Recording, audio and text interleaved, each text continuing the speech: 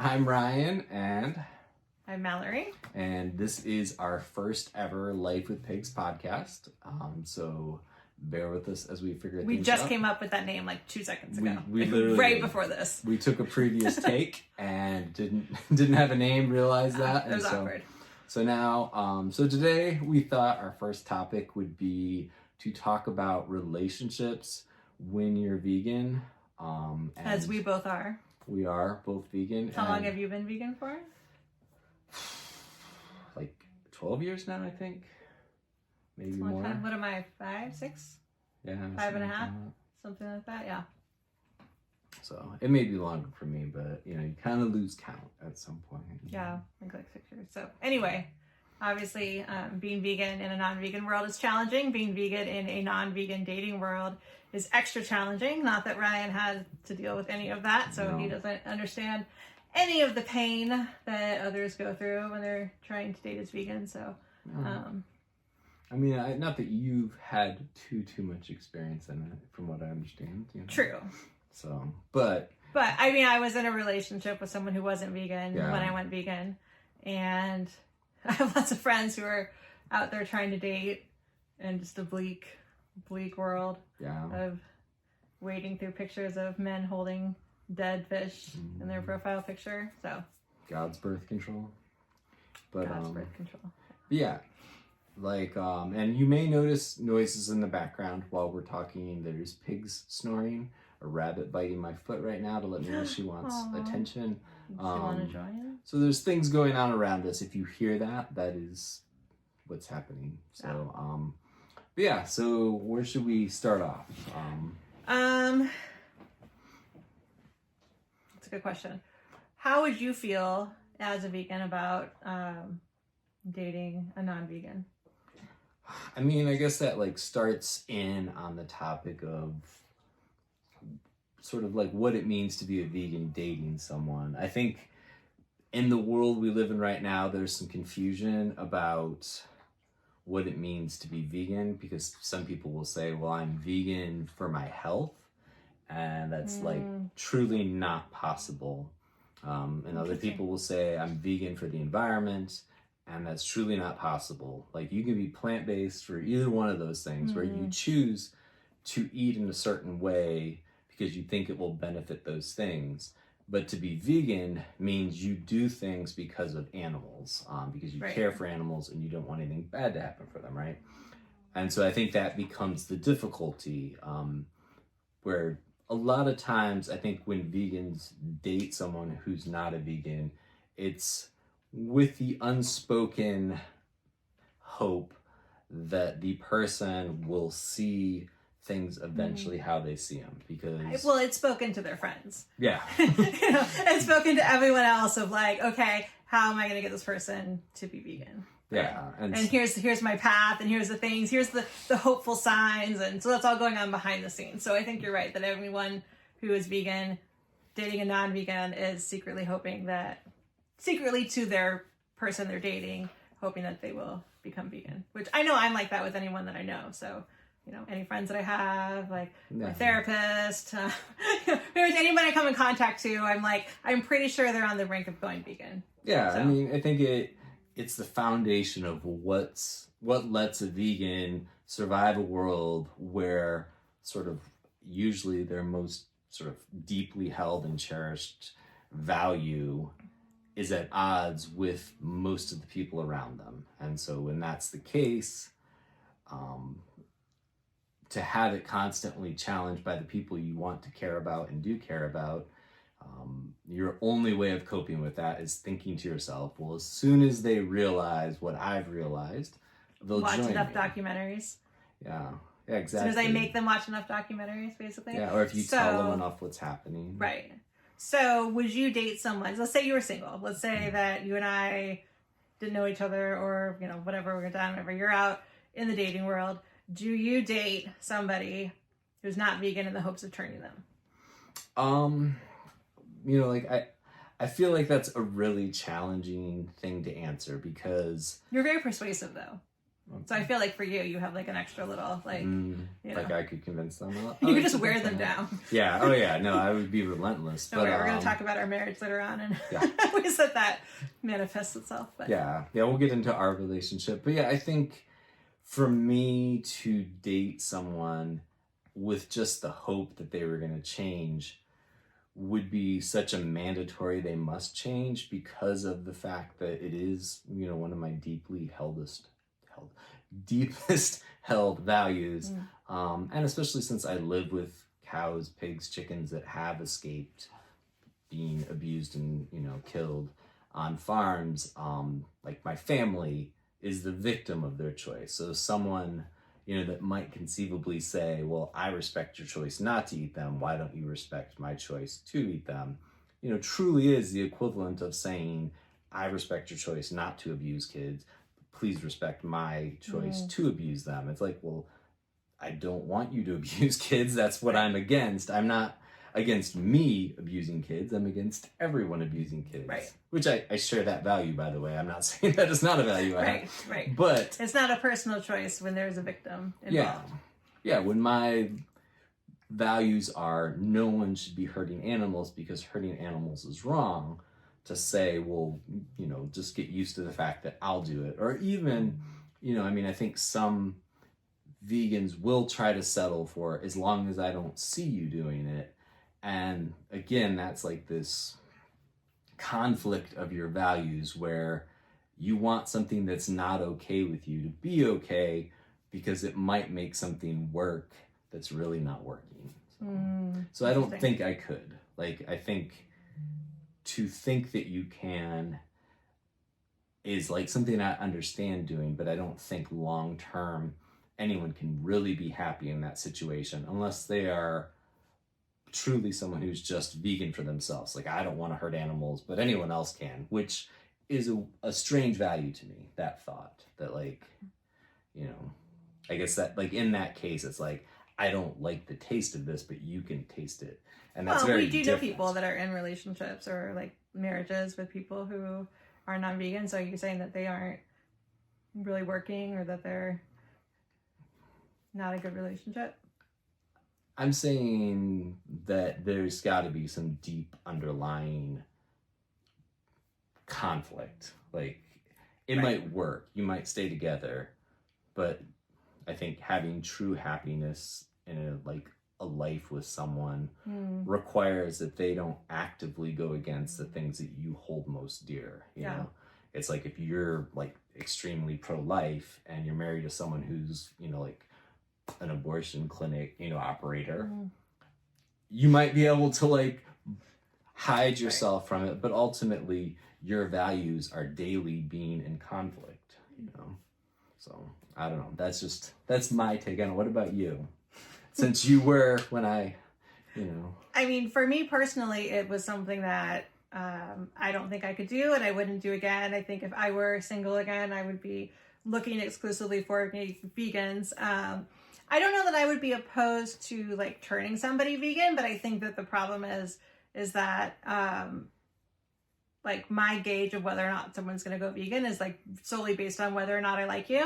And that's turned out to be like 100% wrong, because as soon as I meet someone and I'm like, oh, like they seem like a good person, I like them, I'm like, they must be on the verge of being vegan, I just need to inform them. And so I inform them, they don't go vegan, and then I'm like, what is happening in the world? So I don't think it would be worth it to take the chance. If someone was like vegetarian, you know, I feel like that would be close enough that I would go into it with the assumption that I'm going to push them to go all the way.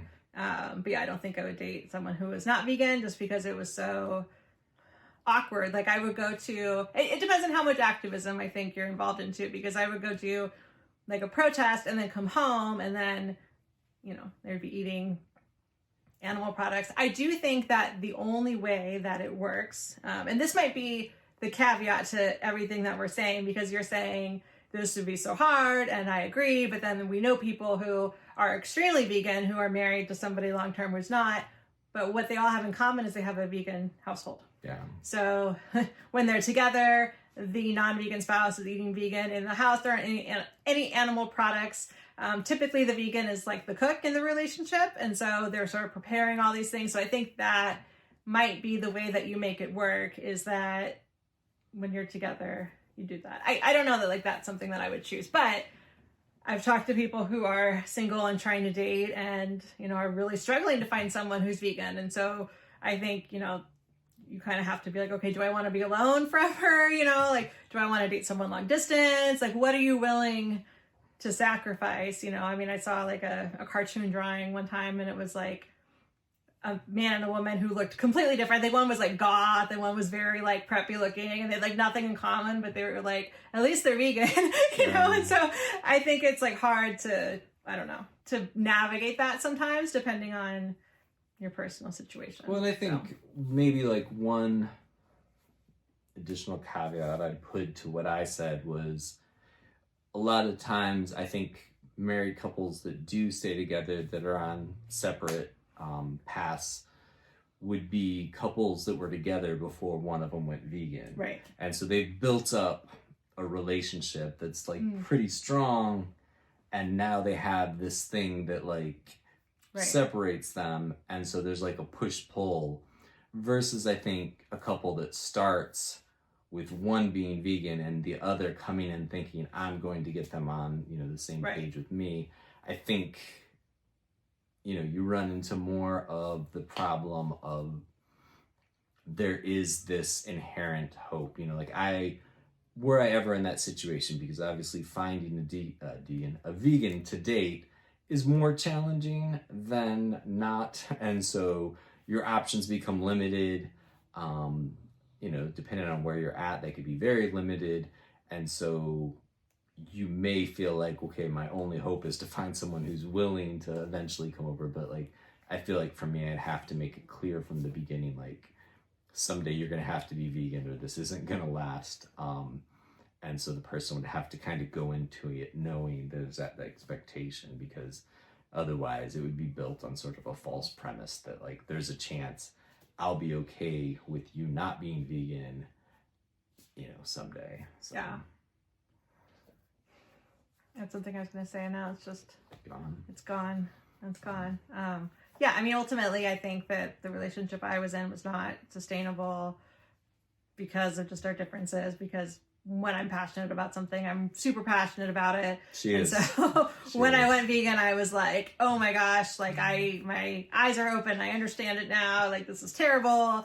And, you know, when I like laser in on something that I want with the person I'm with, I am very tenacious about it. So if you can imagine, if you weren't vegan, what it would be like to be with me, like I'm sure it's not a good time. I do remember like when we first started talking and you sort of described, you know, like I had given this person a book and they didn't seem to want to read it. And I had like tried to, you know, like share these stories and they didn't seem to really want to listen. Yeah. And your like frustration level, like I just don't understand why they don't care. And I think that is the struggle. You think like, I care about this person. There's a lot of things about them that I like, you know, I think they're a good person or I wouldn't have been with them.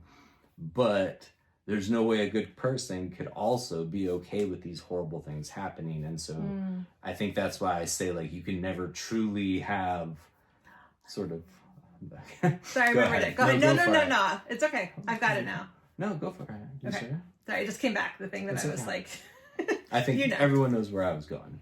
Yeah. The bait and switch. So let's say you're with somebody, you get engaged. I know that this has happened before to people that we know. You've got that new relationship energy. Oh, I love them so much. Everything's wonderful. I'm going to go vegan for you, honey. Like, I don't know, honey, is that like a bad thing to call? Like, you know, like, I don't know. It's like a nickname. I'm going to let it slide for now. Okay. I was thinking other people. But, you know. Agave. Listen, Agave, I'm going to go vegan for you. It just doesn't have the same ring, but it does. And then later on, you're married for a little bit. You know, the relationship is not as new. Kid, whatever, life stresses, things start to kind of, you know, fall apart a little bit. The person who went vegan solely for this other person is now like, I don't really want to be vegan. And they start slipping into, you know, eating non-vegan things when you're not around or when you are around. And then, you know, you're kind of like, okay, I married you thinking that you were going to be vegan. Yeah. You know, then what do you do? I mean, that's another scary thing about being with someone, I think, who wasn't already vegan when you met, or didn't do it sort of coming to their own conclusions fully. Yeah. You know, that maybe they were doing it, you know, I mean, I think everyone should be vegan because it's the right thing to do, but someone caring about you to be like, hey, I want to do this for you, you know, like that's like, you know, a nice thing, but if it's not sustainable, then that's, you know, I think another danger you can run into, because then you're like, do I leave? Like, it would be like if you're like, hey, I want to have 3 kids, and they're like, yeah, I want to have 3 kids too, and then someday they're like, you know, I don't really want kids, and the relationship started on that premise. right. You know, then you're in this place of like, okay, well, this person that had sort of this requirement of like, this is what I'm looking for in Right. life, No longer shares the that same. person being like, I meet that requirement, and then changing it, you know, like, even if you make it work, there's like a wound there that I don't think ever fully heals. But so should we talk more about us, some of those? Yeah, we or could talk or about, what? yeah. Like, we should talk about us. Okay. I love talking about us. Talk about us. What shall we talk about us? Well, maybe we can talk about, like, you know, how we met a little bit. All right. What your first thoughts were about me. Yeah, and I mean, I It think was fun. Like, this sort of gets into the vegan dating thing, where for us both being vegan at the time, I think set us up for success in a way that, you know, had one of us not been vegan, we wouldn't have. But we, you know, we met initially because I ran a sanctuary at the time. I had just started, you know, not too much before that. It's like, Yeah, it wasn't very long at all. it seemed like a really It long seemed like time. you were like so well established though, where I just was like, I oh my faked gosh, it. I he faked runs a it well. sanctuary and he's like this amazing person. Maybe I should go first because I think mine's like cuter. Let's do it. And then you can bring the like other side of All right. that. The less cute side. The less cute side. So I started following him on Facebook, and I was like had like, you know, the kind of crush where you're like, oh, I like this person seems great, but like there's no chance anything's ever gonna happen. Just that sort of like separation of like, oh, it would be cool to find someone like that, you know. And so I'd like watch videos of him and Jenna, or him and the pigs and all the animals, and then he had a situation with a cow that he was trying to save, a calf who was really badly abused, and he was trying to get her back as she was returned to her abusers by the police. And so I was immediately like all in, like I want to help, like got with a group of other people who were like following, you know, the page, and we're like, how can we help? Like, who can we reach out to? And I was like so dedicated to the cause.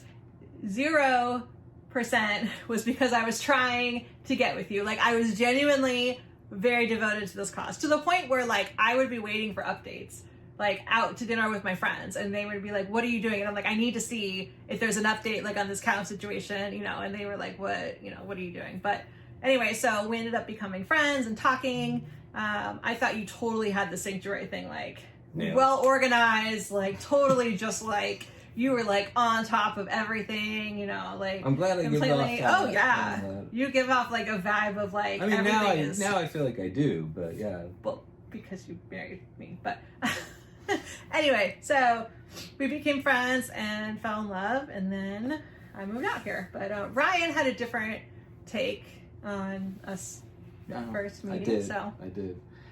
So I try to, like, I feel like I try to get to know anyone who follows Life with Pigs, who comments. Like, I really try to like learn them. I try to learn the names so I recognize them. I try to like look at their pictures so I like feel like I have an idea of who they are, you know, at least as best I can. Now, I'm not the best at names and faces and stuff, but no, you're really good at it. Like, but like with Mallory, I remembered seeing her comment on stuff, you know, previously. So it's like she wasn't like a complete new entity to me.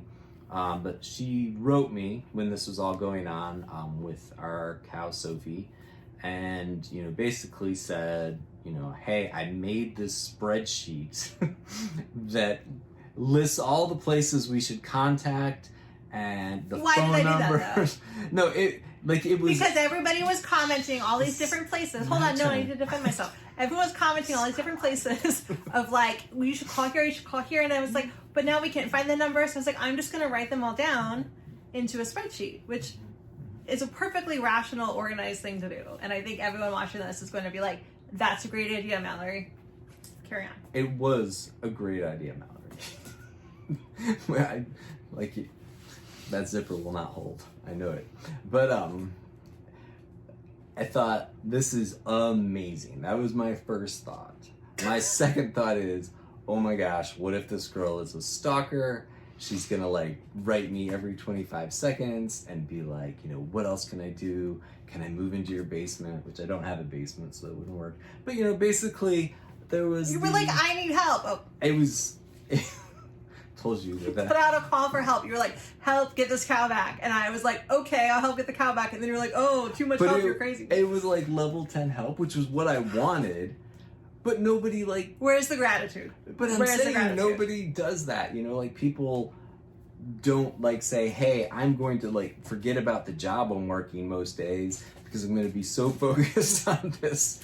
So, you know, like in some ways I was right, but like I quickly got to know her, you know, like she stayed in touch. It wasn't every 25 seconds, which you know. I very respectfully stayed in touch because I remember at the time being like, I'm sure he's so busy and overwhelmed, and really trying to be like not like helpful, but like not a bother. Yeah, but she like very quickly became sort of like second in command, you know, like over like this whole operation where it was like Mallory started like the Friends of Sophie network. Friends of Sophie network, and I mean you had like several hundred people. I had like 1,000 or 1,000 people. Yeah, like you know, and at the time I think Life with Pigs had 10,000. Because you remarked on it, you were like, wow, you have 1/10 of like like 1/10 of the entire followers. Motivated, going out making calls, writing to the universe people. Was telling you something. I listened. Like I'm married to you. You did. You quickly listened as the universe said, here is the woman that you need in your life. Yeah, and so I came in like a wrecking ball to your life. Do you want to tell my story? Sorry, no, go ahead. We started talking more, and like we FaceTime to like strategize what to do to like better help Sophie. So it was kind of like this like becoming friends while working together. And then like I don't remember exactly how it went down, but I remember her at one point just basically being like, I'm either gonna marry you and spend the rest of my life with you, or like basically all hope is lost. That's like, you know, like you're saying that was when the line was crossed? No, I'm not saying that's when the line was crossed. I just remember that sort of being the culmination. Like we became closer and closer, and then it was just like I was like, there's nobody else that could be more perfect for me, but I don't really know this person, and so it was like a scary thing to be like, basically I'm just gonna go all in because I have to, but like who knows what weird stuff this person has going on that I don't know about. So how did you feel? Okay, so we became friends. I flew out because we were gonna do a protest, and of course I was like, I have to be there for the protest. You came to pick me up at the airport. What was that like? So, you know, it was obviously very, very nerve-wracking to meet for the first time, especially when someone tells you you're going to marry them. You know, you're like, oh, there's a lot on the line here. Stop! Oh my gosh, it was not like that. But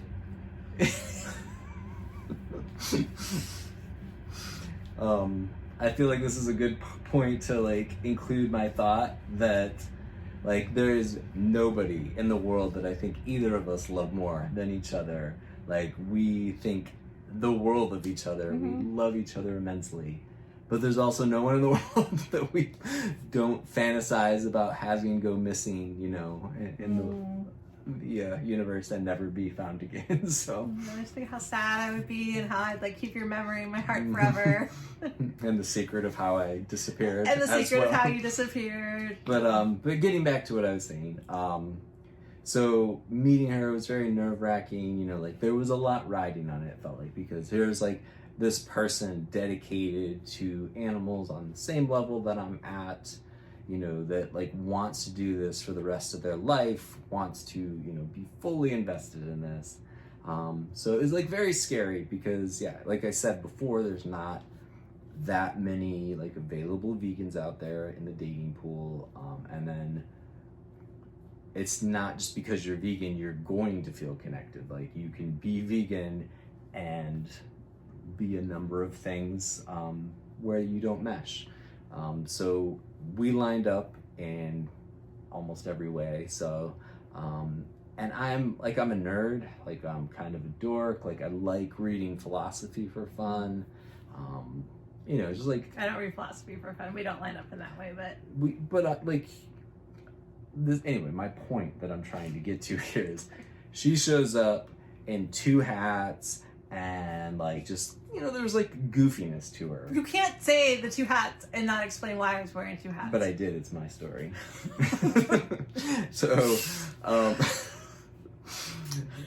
So she was just like cute, adorable, like she's smart, but like in a way that like there's not pretension, like it's just like my kind of person. And so like that put me at ease. Like this thing that you're very resistant to like having said out loud is like probably what made me be like, okay, it's gonna be okay. There was a practical reason why I was wearing 2 hats. So I had a carry-on and I couldn't fit both my hats in it, and I needed to make space. So I just put 1 hat underneath the other one and I wore 2 hats as a method of traveling with both hats that I needed. So she's meeting the person she's telling we're gonna end up texted married. you and was like, by the way, I'm wearing 2 hats, here's why, so you wouldn't think it was weird. You could have taken it off when you were like walking over to see me for the first time. I had a lot of stuff. I don't know. I don't remember. Okay. I'm just saying. Anyway, I thought I made it clear. The lack of pretension and like need to be like perfect, like that won me over in a way. Yeah. So anyway. So you were scared? Yeah, no, I mean, like, it was like, I hope this person likes me, I hope I live up to the expectation, like, didn't want to let down my fan, So, what about you? What was it like meeting for the first time? I was terrified. I was totally terrified. I wasn't that, like, I was excited until I was, like, getting close to landing, and then I was like, oh my gosh, I'm really gonna meet him. I feel like I was more worried that I wasn't gonna like you for some reason. Like, I don't know, like, I was just like, what am I gonna find out about him? Like, like meeting him for the first time, what if, like, he's not as great as I built him up? Because I built you up in my head just to be like Mr. Wonderful, and so I was like, I think that's where like the fear was I was like, I'm so into this person, what if I've built him up in my head to be like, something that he can't possibly live up to? And so I was so scared. And here I am. And here you are, Mr. Wonderful. It's true. Obviously, we got married, so obviously he did live up to the head height. That was enough, right? So I hid in the bathroom when I got off the plane. And I hid in the bathroom for a while, just trying to like calm myself down enough to go. Did not take off the extra hat. Apparently, I for some reason I thought that was going to be a non-issue. It was not a non-issue. It was a non-issue in the sense that it was good, but go ahead. Because you're like, oh, she's a weirdo, so of course she's going to like me. Not weird. Your chances were much higher because you felt like, you were one who would not wear 2 hats, so you were better. But anyway, then as we were leaving the airport, he couldn't remember where he parked his car, which I was like, that's perfect. That sounds just like me. He's not going to get mad at me when I do stuff like that. It's like the 2 hats. It's like... That's true. You're okay. You're right. It was like, well, you didn't identify as the kind of person who would wear 2 hats, though. Like, I'm saying, like, I directly identified with like, oh, I don't know where I parked my car. Then you like got off on the wrong exit a bunch of times, and I was like, okay, we're gonna be great because like, and we're gonna be lost all the time, but we're not gonna be fighting about it. We'll be understanding of each other. So, I'm sorry that I did not start the conversation online with, by the way, I identify as someone who wears 2 hats, but. Maybe you should. Lesson learned. Should for some reason this not work out, now you need to immediately identify yourself as someone who either would or would not wear 2 hats when traveling, as a way to bring an extra hat along. So we met, obviously like fell in love, like I realized that he was truly Mr. Wonderful, and that I moved out here like 3 months later. Yeah. It was supposed to be 6 months, and you wore me down. I did. Do you remember that? You were like, you literally just wore me down. You would call me all the time and be like, ask your boss. I need you to come sooner. Ask you, did you talk to your boss yet? Because I was going to ask my boss if I could work remotely, which I ended up doing for quite a while. But you just were like, because I was like, this is kind of a big move. Like 6 months seems like an extremely reasonable amount of time. I was in Arizona, we should add, and now we live in Virginia. So I was I've only ever lived in Arizona my entire life. I am moving across the country. I am leaving everything I've ever known. Both my parents still live in Arizona at the time, and so I'm like 6 months seems like a completely reasonable time to sort of like wrap things up. And he just was like, Being kicked by a rabbit, so Tesla. She's such a sweet little bunny. Why I'm would she do that? persuasive, like we'll say. You were persuasive and you wore me down. So 3 months later, I think you were like wanted me like 3 weeks. So we were like, okay, 3 months is like, you know, a good middle point. That's what I was saying about you being with someone who's non-vegan. It's like, I think you might just wear them down because you're really good at doing that. So I moved out here and yeah, we can talk about what that was like to sort of like merge our passions, you know, initially. Do you want to take that next week? Be like merging our passions as a pickup point? Okay. Start with just 30 minutes this week. I think this is good. We've covered a lot, so. All right. And maybe Here. the lighting will be better. Maybe the sound will be better. Who knows? You know, Maybe we'll have like an official like title of our or podcast. a backdrop, or yeah, I mean, like, all kinds of things Oh, could it's be like different. fake, but it's so cute though. Yeah. So hopefully you will continue to follow us here. I think we're going to be posting it on YouTube and then maybe a podcast server somewhere. Yes. So We don't even know where that is We yet. don't So know. we are We- so just we're jumping winging in. this. Yeah, Yeah. So kind of like you did with me, and it worked out. it's So true. It did work out. all right. Thanks for joining us. Bye.